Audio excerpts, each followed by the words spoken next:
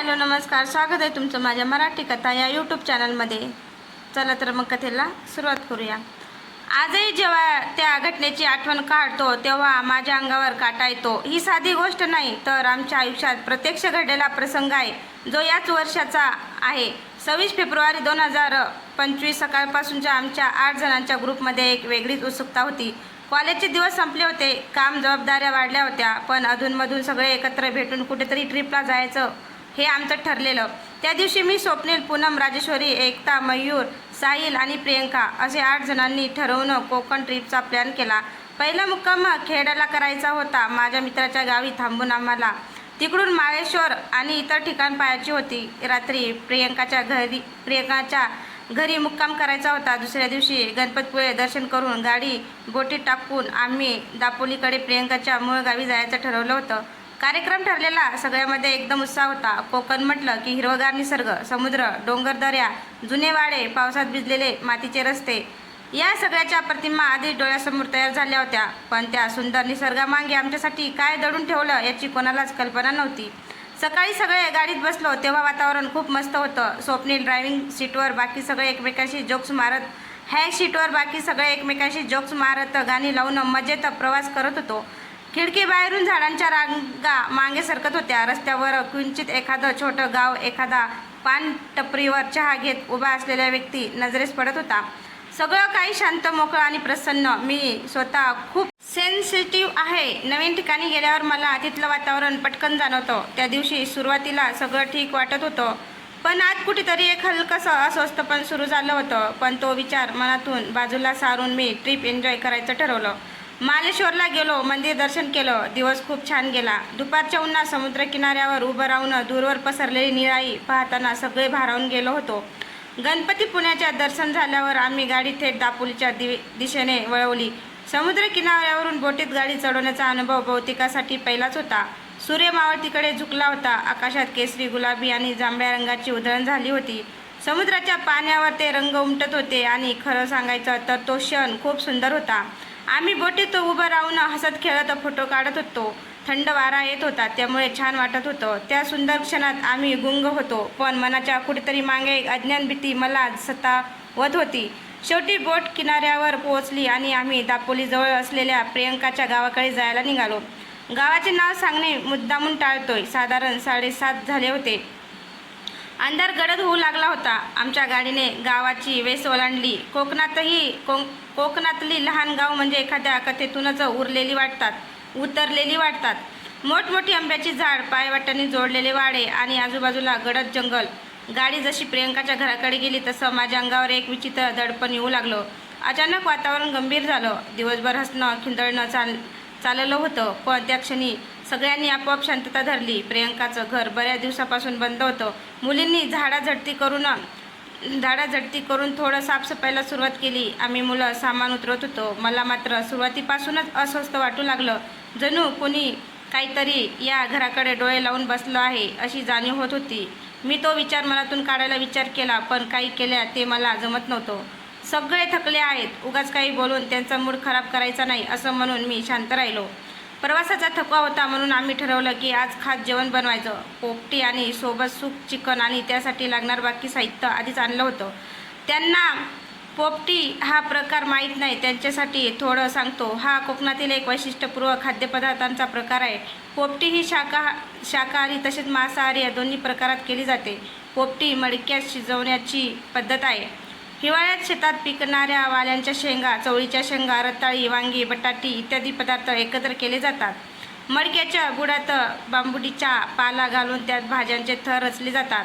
जर तुम्ही मांसाहार करणार असाल तर त्यात चिकनला मसाला लावून केळीच्या पानात बांधून टाकले जाते. त्यानंतर या मडक्याचे तोंड पाल्याने झाकून उलटे ठेवले जाते. नंतर आजूबाजूला गवत, गोवरे आणि लाकडे लावून त्यांची शेकोटी पेटवली जाते. आम्ही सगळे सामान आणले होते, पण फक्त एक मोठं मडके पोपटीसाठी हवं होतं. घराची देखभाल करणाऱ्या काकांना बोलावून आणलं, पण त्यांना मडके मिळाले नाही, त्यामुळे थोडा गोंधळ झाला. पण नंतर काकांच्या घरातूनच एक जुनं मडकं मिळालं. मुली स्वयंपाकघरात तयारीला लागल्या आणि आम्ही मुलं पोपटी बनवण्यासाठी घराबाहेर पडलो. स्वप्नीलने हातात बॅटरी घेतली होती. पोपटी नेमकी कुठे करायची हा प्रश्न उभा राहिला. घराच्या मागे घनदाट जंगल होतं. झाडांच्या सावल्या इतक्या गडद होत्या की तिथे पाऊल टाकायलाही कोणी तयार नव्हतं. दाट झाडामुळे चंद्रप्रकाशाचा एकही किरण तिथवर पोहोचत नव्हता. प्रियंका म्हणाली, मागे नको, घरासमोर करूया, तिथे किमान थोडं उजेड तरी आहे. मग आम्ही घरासमोरच लाकडं, गवत, गोऱ्या वगैरे जमवून पोपटीचं मडके लावलं.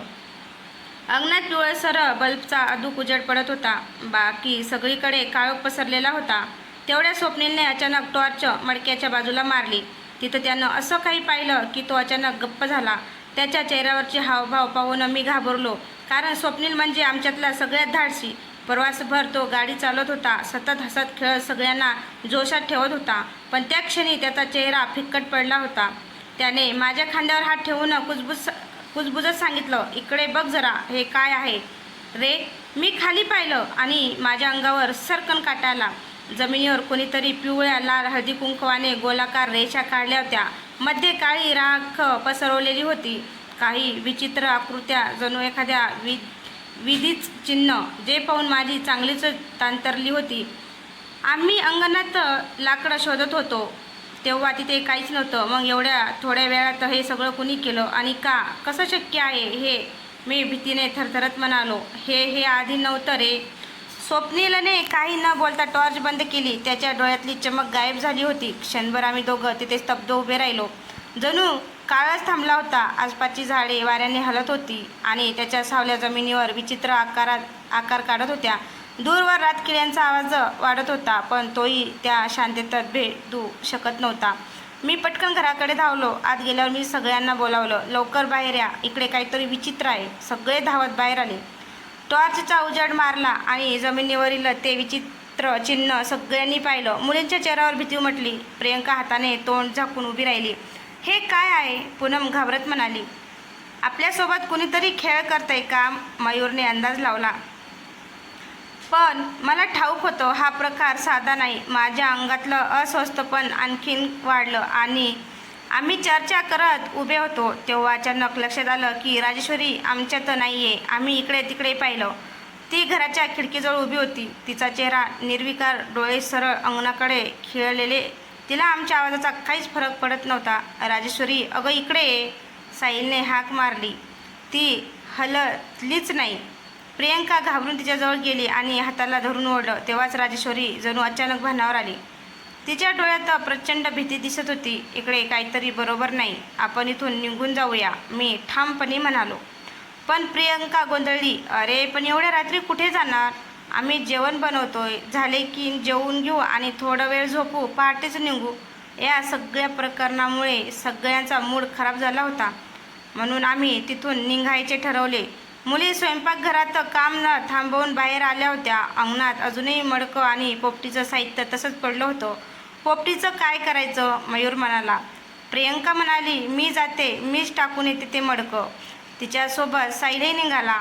ते दोघं पोपटी टाकायला गेले आणि आम्ही बाकीचे अंगणात उभे होतो.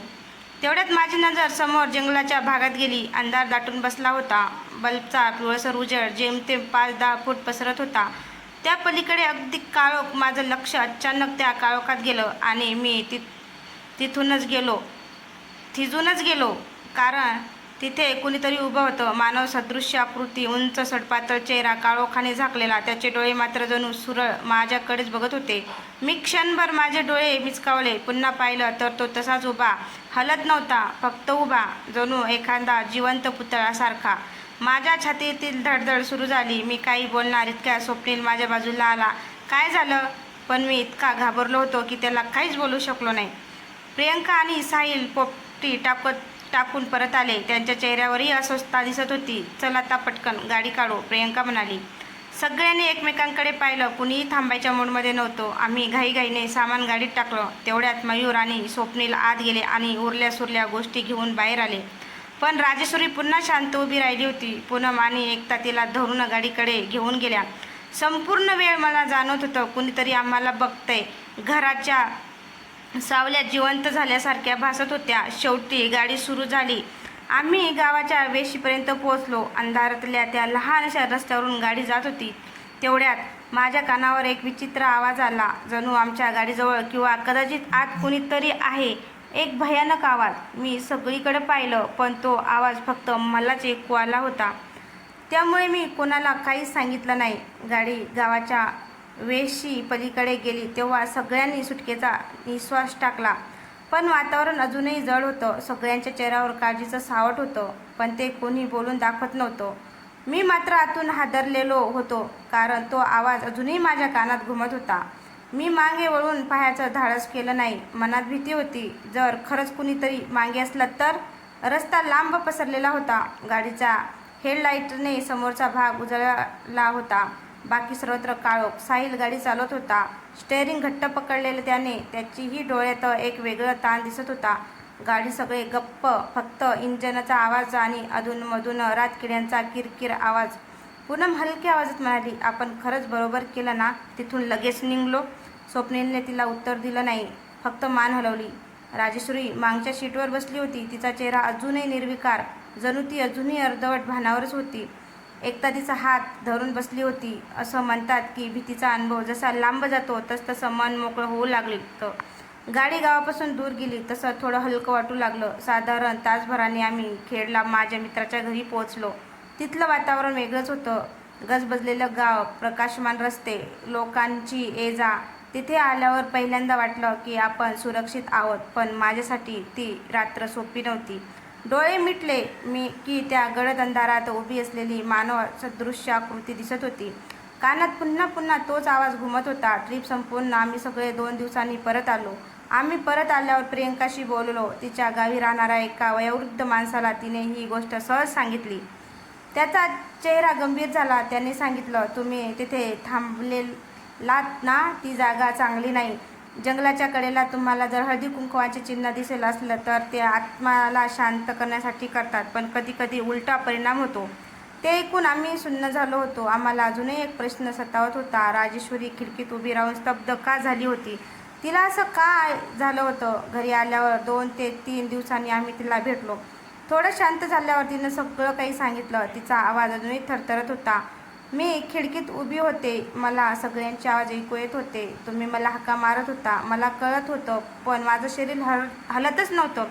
जणू कोणीतरी मला जखडून ठेवलं होतं. मी ओरडूही शकत नव्हती. आम्ही सगळे स्तब्ध झालो, कारण मी जे अंगणात पाहिलं होतं तेच तिलाही खिडकीबाहेर दिसलं होतं. आजही माझ्या मनात एकच विचार येतो, जर आपण तिथे रात्रभर थांबलो असतो तर काय झालं असतं? जर पोपटी बनवाईच्या मागच्या जंगलात गेलो असतो तर मित्रांनो, तुम्हाला ही कथा कशी वाटली? कथा आवडल्यास कथेला लाईक, कमेंट, शेअर करायला विसरू नका. तसंच आपल्या चॅनलवर कोणी नवीन असेल तर चॅनलला सबस्क्राईब करा. धन्यवाद.